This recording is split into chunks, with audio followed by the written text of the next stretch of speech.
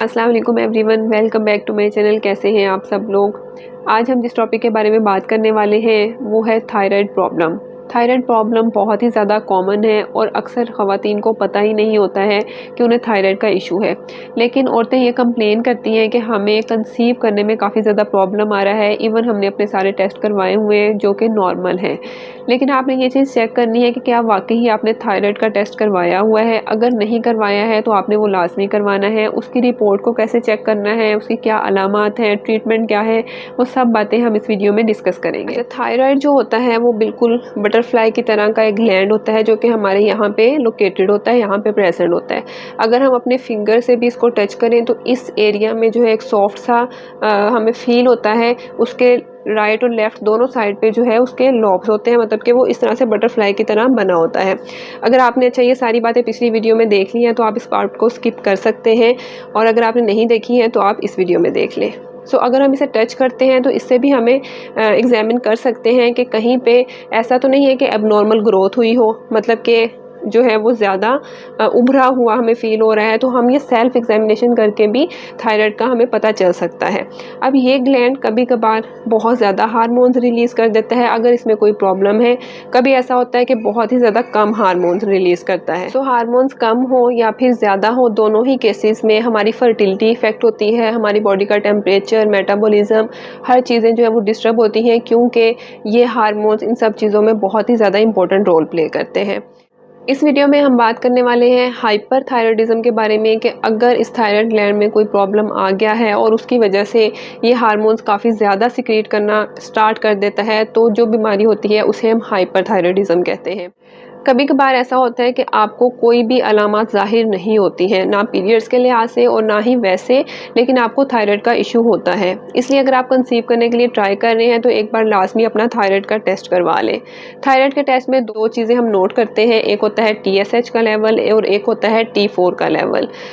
ये आपके टेस्ट से हमें पता चल जाता है कि आपको हाइपरथायराइडिज्म का प्रॉब्लम है या नहीं है। तो TSH की वैल्यू जो है वो काफ़ी ज़्यादा डिक्रीज़ होती है और T4 की वैल्यू काफ़ी ज़्यादा इंक्रीज़ होती है, तो आप समझ लें कि आपको हाइपरथायराइडिज्म का प्रॉब्लम है। इसके अलावा TSH रिसेप्टर एंटीबॉडीज़ का टेस्ट भी करवाया जाता है, वो भी ब्लड टेस्ट ही होता है, और अगर उसकी वैल्यू काफ़ी ज़्यादा इंक्रीज़ है तो आपको ग्रेव्स डिजीज़ का मसला है। अब जो ग्रेव्स डिजीज़ होती है वो भी हाइपरथायराइडिज्म की ही एक कह लें प्रॉब्लम होती है, जिसे हम ग्रेव्स डिजीज़ का नाम देते हैं। लेकिन एक चीज़ कंफर्म हो जाती है कि ये एक्चुअल में ये वाली डिजीज़ है। आपने अपनी रिपोर्ट्स में ये चीज़ें चेक करनी है और ये वाले टेस्ट करवाने हैं। इसके अलावा जो है वो आप स्कैनिंग करवा सकते हैं। स्कैनिंग से भी पता चल जाता है कि क्या आपका एक पार्ट डैमेज है, दोनों डैमेज है, या फिर फुल थायराइड में कोई ना कोई इशू है। ये प्रॉब्लम सिर्फ फीमेल्स में नहीं होता बल्कि मेल्स में भी होता है। अगर ऐसा हो कि उनकी स्पर्म की मोटिलिटी काफ़ी ज़्यादा लो आ रही है या फिर स्पर्म प्रोडक्शन काफ़ी ज़्यादा कम है, उसका काउंट कम है, तो उन्हें भी एक दफ़ा थायराइड का टेस्ट करवा लेना चाहिए। और अगर आप अपने हस्बैंड का करवाना चाहें तो आप भी उन्हें रिकमेंड करें कि वो लाजमी अपना थायराइड का टेस्ट करवाएं अगर कंसीव करने में कोई इशू आ रहा है। इसके साथ औरतों को और भी काफ़ी ज़्यादा इश्यूज आ रहे होते हैं, जैसे कि प्रोलैक्टिन एक हार्मोन होता है, उसका लेवल भी काफ़ी इंक्रीज होता है, या फिर जो है वो PCOS का मसला हो जाता है, पॉलीसिस्टिक ओवरीज, जो कि बहुत ही ज़्यादा कॉमन है आजकल। अब हाइपरथायराइडिज्म के केस में आपको अलामात क्या ज़ाहिर होती हैं, ये जैसे कि आपने सुना होगा कि बहुत सी ख़वातीन कहती हैं कि हमारा वेट बहुत ज़्यादा कम है और हम जितना मर्ज़ी खा पी लेते हैं उससे हमें लगता नहीं है, मतलब कि हमारा वेट गेन नहीं होता। अगर आपको वेट लॉस का प्रॉब्लम होता है कि आपको स्वेटिंग बहुत ज़्यादा होती है, आपके दिल की धड़कन काफ़ी तेज़ रहती है। जब दिल की धड़कन काफ़ी ज़्यादा तेज़ रहती है तो घबराहट फील होती है, कोई अच्छी फीलिंग्स नहीं आती हैं, मूड स्विंग्स काफ़ी ज़्यादा होते हैं। अच्छा, जब आप अपने हाथों को इस तरह स्टिल रखेंगे ना तो वो ऐसे ऐसे शेक करते हैं, बिल्कुल स्टिल नहीं होते, हल्के फुल्के शेक कर रहे होते हैं। आप अपने फिंगर्स को चेक करेंगे तो यहाँ पे स्वेलिंग होगी या फिर यहाँ पे स्वेलिंग होगी, आपने चेक करना है। पाम को चेक करेंगे तो यहाँ पे रेडनेस के पैचेस बने होंगे। ये कुछ ऐसी इंडिकेशंस होती हैं कि जिससे आइडिया हो जाता है कि आपको हाइपरथायराइडिज्म का प्रॉब्लम है। इसके अलावा आपको बहुत ही ज़्यादा गर्मी महसूस होती है। पीरियड्स की बात करें तो वो आपके इरेगुलर होते हैं, आपकी ओवुलेशन ठीक से नहीं हो रही होती है। अब अगर ऐसा प्रॉब्लम हो जाता है तो इसका इलाज बिल्कुल मौजूद है और आप कंसीव भी कर सकते हैं। इसको मैनेज करना पड़ता है। जब आप डॉक्टर के पास जाते हैं तो वो आपका ट्रीटमेंट, कुछ ऐसी चीज़ें होती हैं कि वो आपका सिम्टोमेटिक ट्रीटमेंट करते हैं, मतलब कि जो आपको सिम्टम्स अपीयर हो रहे होते हैं, ब्लड प्रेशर का प्रॉब्लम होना या फिर दिल की धड़कन तेज़ होना, उसके लिए आपको सिम्टोमेटिक ट्रीटमेंट दिया जाता है। लेकिन वो सब चीज़ें नोट करने के बाद ही देते हैं, आपने खुद से कोई ट्रीटमेंट नहीं लेना। जो मोस्ट इफ़ेक्टिव ट्रीटमेंट होता है वो है रेडियो आयोडीन थेरेपी का। बहुत ही अच्छा ट्रीटमेंट होता है और इसमें कुछ भी ऐसा नहीं होता कि आपको रेडिएशंस लगेंगी, आपका बाकी बॉडी का पार्ट जो है वो डैमेज हो जाएगा, एक्सपेंसिव ट्रीटमेंट होगा, नहीं।